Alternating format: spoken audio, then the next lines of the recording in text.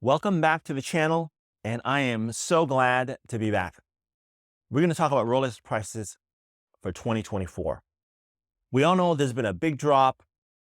What's going to happen next year? Let's get into it. First, a couple of quick notes. I know I've been slowing uploads because, well, I got sick. No, it wasn't the dreaded COVID. I have all my vaccines, but that flu did hit me hard.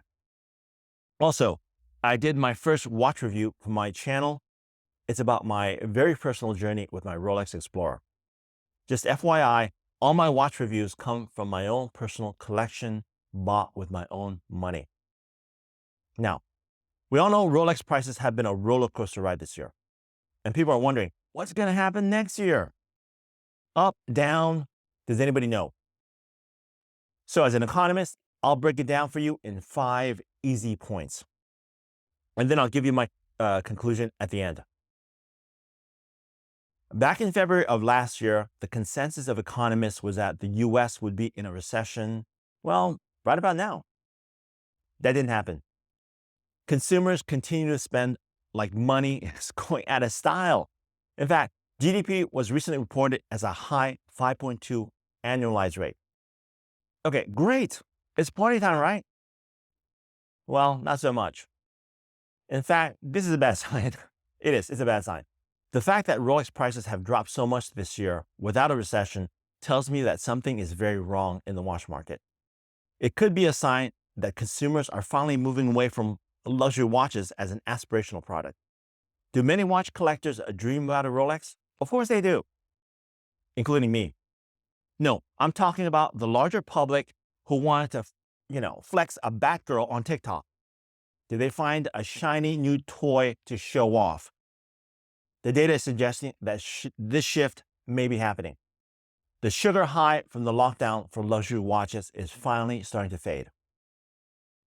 And what happens when the recession does hit?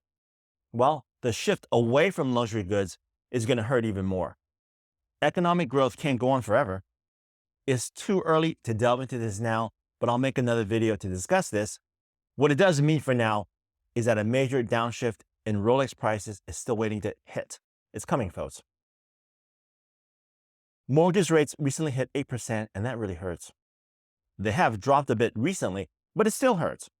That's because it's driven by a rapid and steady campaign by the Federal Reserve to increase the cost of credit. And that kills businesses like great dealers. And it kills aspirational dreams about luxury goods.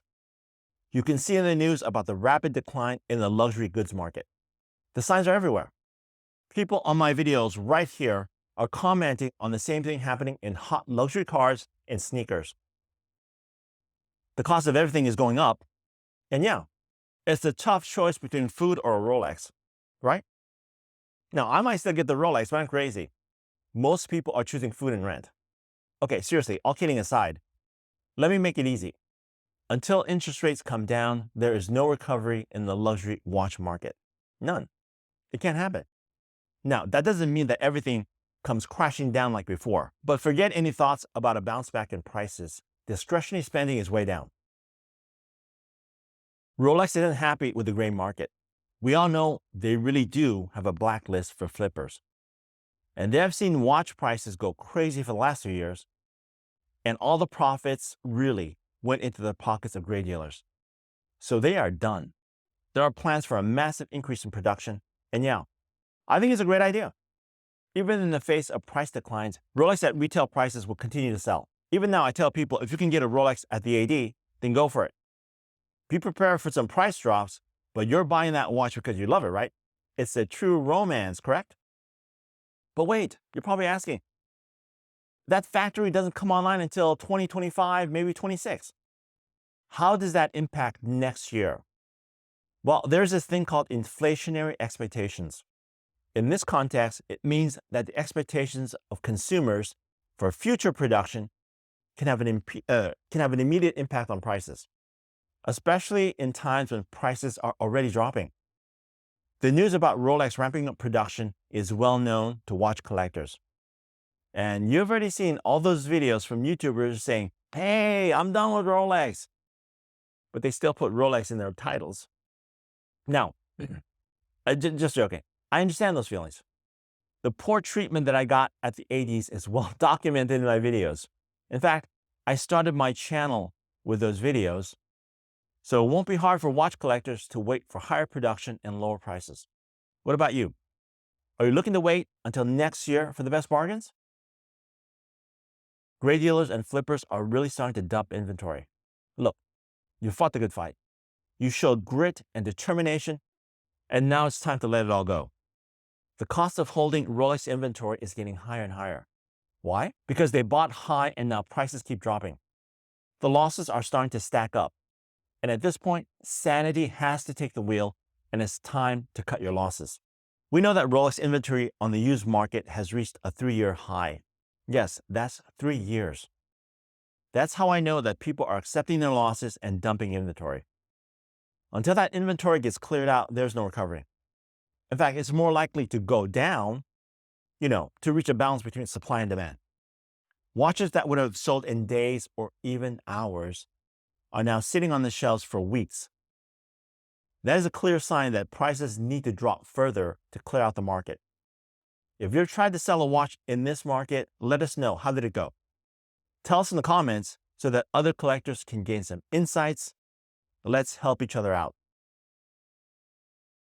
I finally saw a video where a gray dealer confessed that flipping is over. I won't name names, that's not right.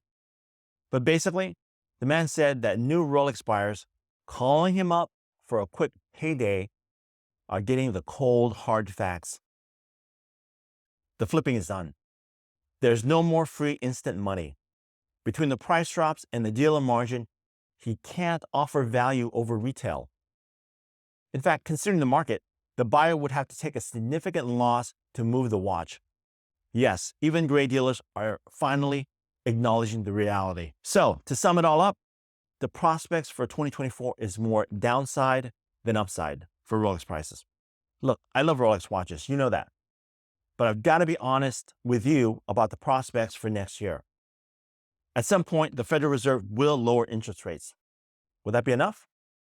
Maybe not. I'm noticing something else in the data that I need to discuss in another video, and this one's already pretty long. That's going to be a separate discussion, but for now, you can assume a further cooling of the market in 2024. See you in the next video.